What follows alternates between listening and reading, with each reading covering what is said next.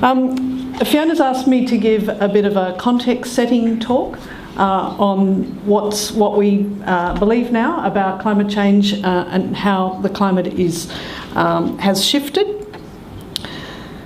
So a lot of these facts and figures come from the latest IPCC assessment, and I would commend you to the synthesis report from the IPCC if you want a good readable summary of all of this that was released in Copenhagen a couple of weeks ago.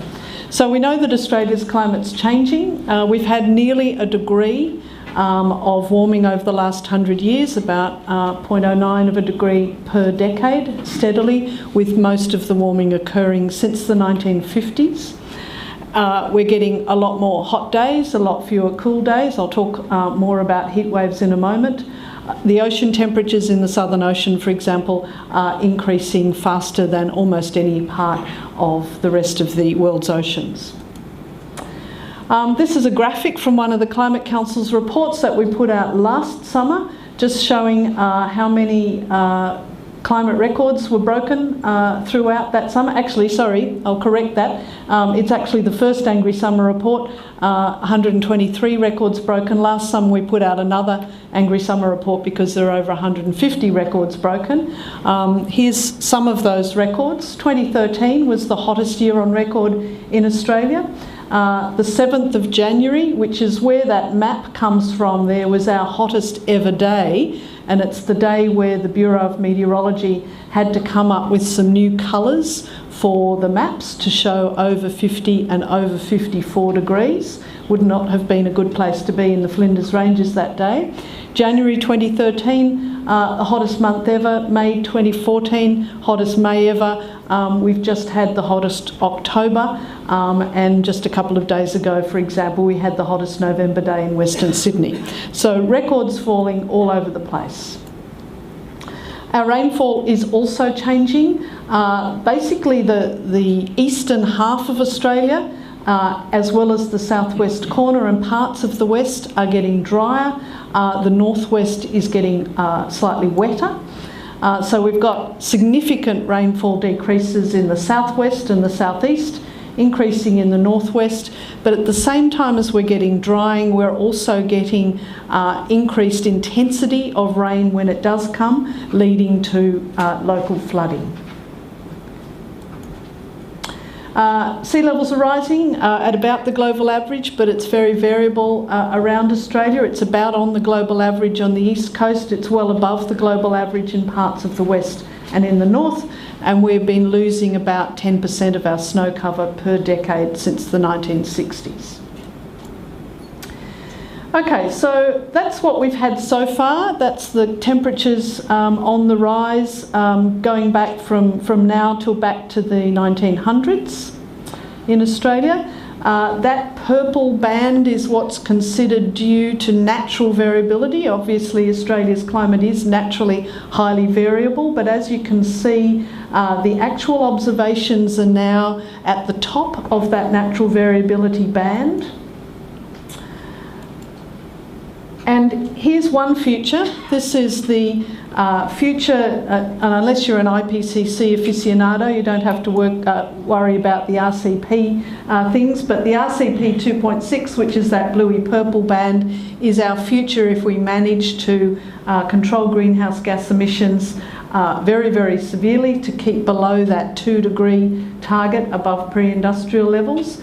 The red band, the RCP 8.5, is the business as usual scenario. So if we keep doing what we have been doing, we're looking at anywhere between about 3.5 and probably up to 4.8 or so degrees, or 3.7 to 4.8 was the range mentioned in the IPCC synthesis report, but potentially higher than that.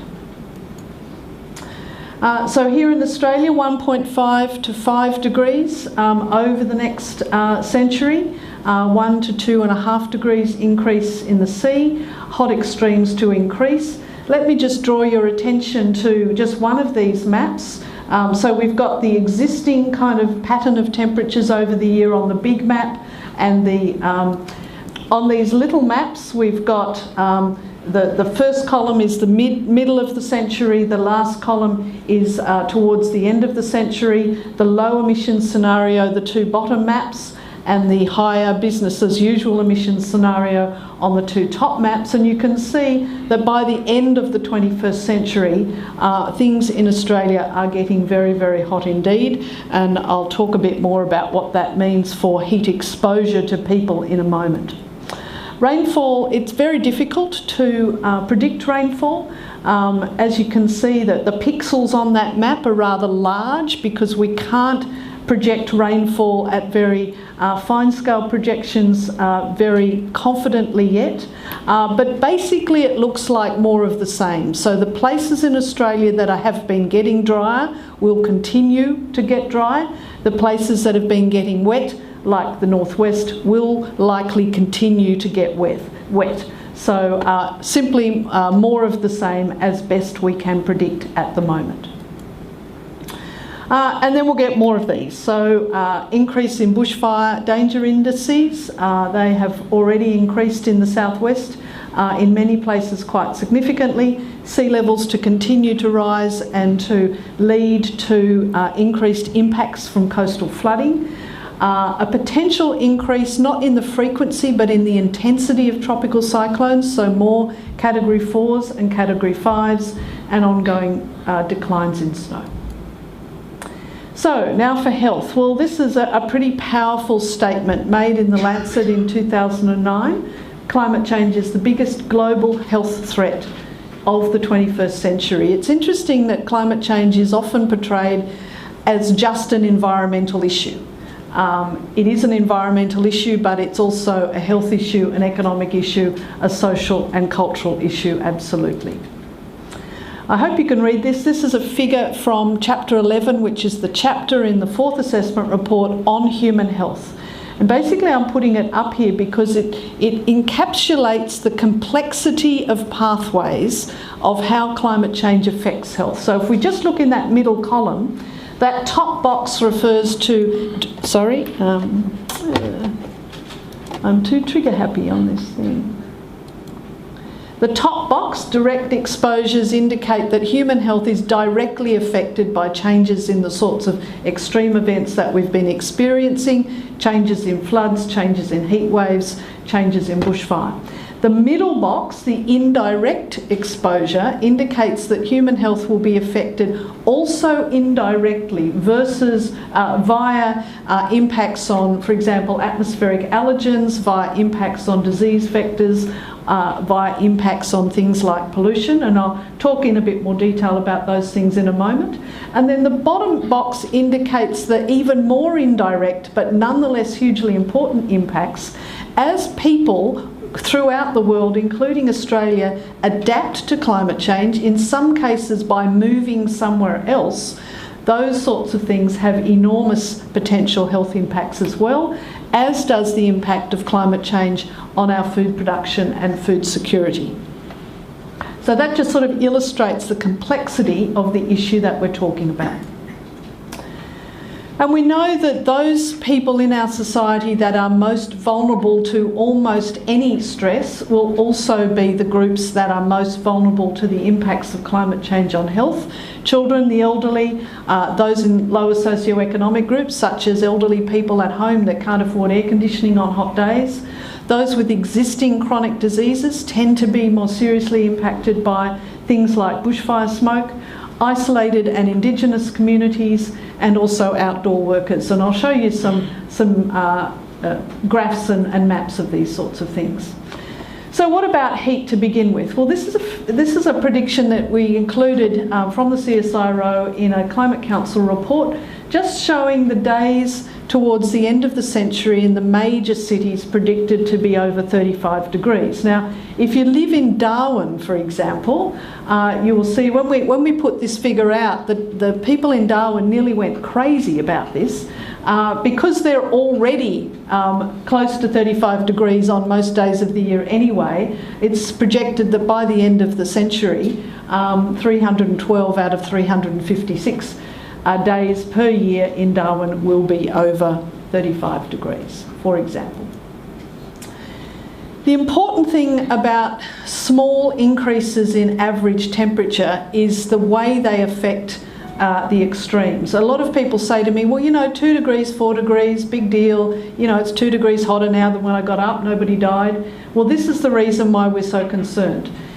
If we think about this bell curve as representing all of the days of the year and their temperatures, we know that in any one year we have a few really cold days, a few really hot days, and everything else is kind of in between.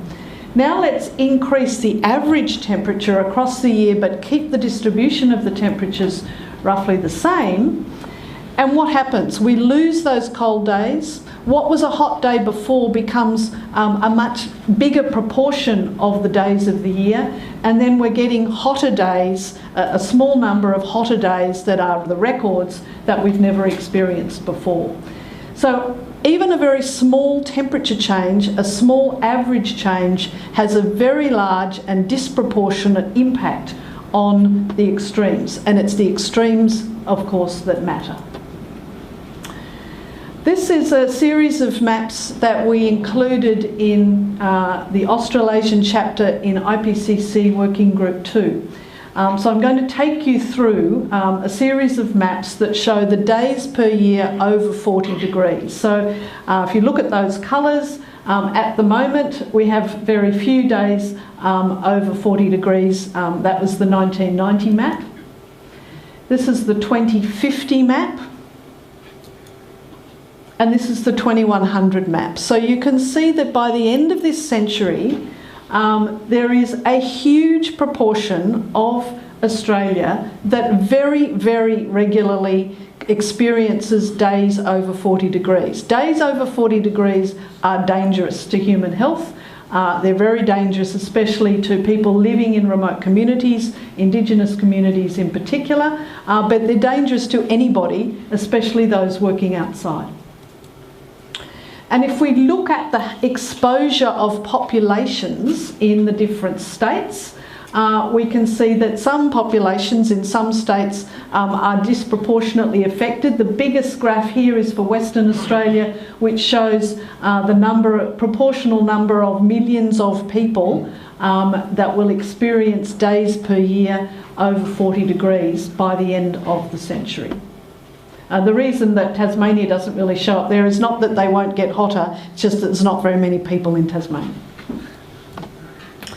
And we know heat waves kill. We know that in Europe in 2003, the 3-week heat wave caused 70,000 excess deaths. Russia in 2010, 56,000 excess deaths.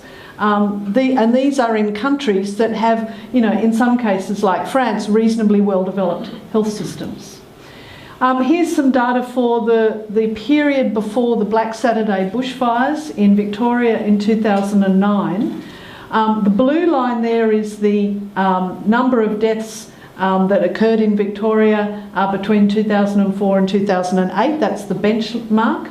The dotted line up the top shows the maximum temperatures that occurred in the state over that period between the 26th of January and the 1st of February. You can see that it got to 45.1 degrees, and the red line is the deaths over that period, and you can see that they follow the temperature but they're lagged behind by a couple of days. In fact, it's considered that twice as many people died as a direct result of heat stress the week before the Black Saturday bushfires as those that died in the bushfires. About 300, more than 300 people. And this is exacerbated in urban areas because of the urban heat island effect. This is an American figure, that's why it's shown in Fahrenheit. But basically we know that the urban heat island can increase heat compared to the surrounding countryside by up to 12 degrees centigrade on any particular day. And there's all sorts of other heat wave impacts that have been measured, not just mortality but morbidity as well. Brisbane in 2004, Melbourne 2009, Adelaide 2009, 2008, 2009, showing, for example, that people with chronic kidney disease were highly susceptible. Heart attacks increased in Melbourne 10% on days over 30 degrees. and 40% if you get 3 consecutive days. And the critical thing in heat waves is when it doesn't cool down at night, so that the load on people's bodies keeps increasing with no relief. But it's not just heat waves that cause health impacts. Here's some of the impacts caused by the Queensland 2011 floods. A very large proportion of the state declared a disaster zone, 35 lives lost, 2.5 million people affected, huge impacts on our health services such as in Queensland Health, lots of tetanus and diphtheria vaccines distributed. Queensland Health Hotline received 55,000 calls over that period. And $18 million was needed just to repair health infrastructure afterwards, with even more than that provided for mental health support. This is why climate change is not just a health issue, it's an economic issue as well. And then just briefly, respiratory issues from climate change. We know that particulates increasing in bushfires affect respiratory health. Hotter temperatures also increase ozone, so there's an interaction between temperature and ozone which is damaging. And we know that the pollen season in Australia and elsewhere is advancing, causing hay fever. Food and waterborne diseases are affected, mainly by flooding, but also by temperature. The rate of notification of salmonella, for example, increases in hot weather. And flooding, for example, increases the distribution and incidence of both crypto and Giardia. Mental health issues. People are becoming more and more aware of mental health issues, especially in rural areas associated with droughts and heat waves. We can actually measure a statistically increase in suicide rates for every degree of temperature and for increasing lengths of droughts and reductions in rainfall. And then second last one, vector-borne diseases. This is a global map as an example of how the risk of malaria transmission is projected to change across the world. And you can see that across Europe, that change is actually quite marked. But you can also see that Australia, northeastern part of Australia is highlighted there. So that's just the projected changes in risk. However, things aren't quite that bad, we don't think. Experts in this area feel that Australia will remain largely malaria-free, except for places like the Torres Strait, where on Saibai Island we have had outbreaks of malaria over the last few years. The area suitable for dengue fever and for things like Ross River virus will expand because the conditions for those mosquito vectors are improving in places. But it will interact with other changes in socio-economic factors. So, for example, as more and more people adapt to climate change and adapt to drying locally by putting in water tanks in their backyards, sometimes these can serve as reservoirs for mosquitoes, and that interacts with changes in the climate. And for all sorts of other arboviruses like Barmah forest, etc., there's not a lot of really hard and fast data on this. It's a very, very complex situation, but they will increase in certain areas. Finally, occupational health. That map I showed you before of degrees over 40 degrees, parts of Australia over 40 degrees rather, I think you can very well imagine the impact of that on productivity and occupational health, with outdoor work becoming increasingly more dangerous. And this is a global projection of that, so the red areas are those areas projected globally to be at increased risk, particularly for heat exposure of outdoor workers. And once again, this is a map from Chapter 11 of the IPCC report. And then finally, so this is a summary. Let me take you through this. This appeared once again in Chapter 11. These are called spiderweb diagrams. Just look at the top one. You don't need to be able to read this. You just sort of need to be able to get the overall impression. Each one of those little sectors is a health impact of climate change. The size of the red and yellow filling in of the sectors indicates the current risk. So the first one up in the top left-hand corner is the present risk from all sorts of things. The yellow area is the risk level even with high adaptation. The red area is the risk level that can be reduced with adaptation. If we move to the second one over here on the right-hand side, that is known as what will happen 2030 to 2040. You can see that most of those vectors, most of those areas will increase. And finally, by the end of the century, we're seeing lots of health impacts to which we cannot adapt. That is the yellow regions. Oops.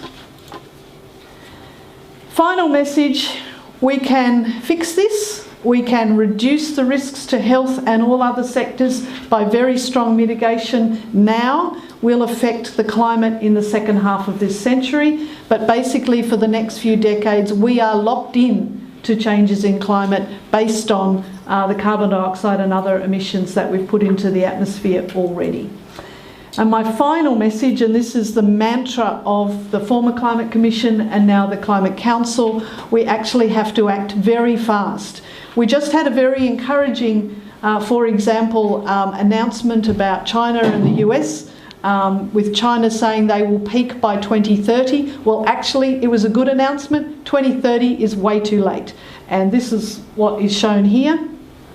This shows the trajectory of emissions reduction that we need to achieve a more or less zero carbon economy by 2050 to keep to below the 2-degree mark. If we'd peaked in 2011, which is the purple line, we'd have to reduce emissions 3.7% per year. Peaking in 2015, next year, we need to reduce emissions 5.3% per year. And if we don't peak till 2020, we have to reduce emissions by 9% per year. Peaking in 2030, with all the best will in the world, is way too late. It makes this impossible. It's the critical decade. We need to act fast. And I'll leave it there. Thank you.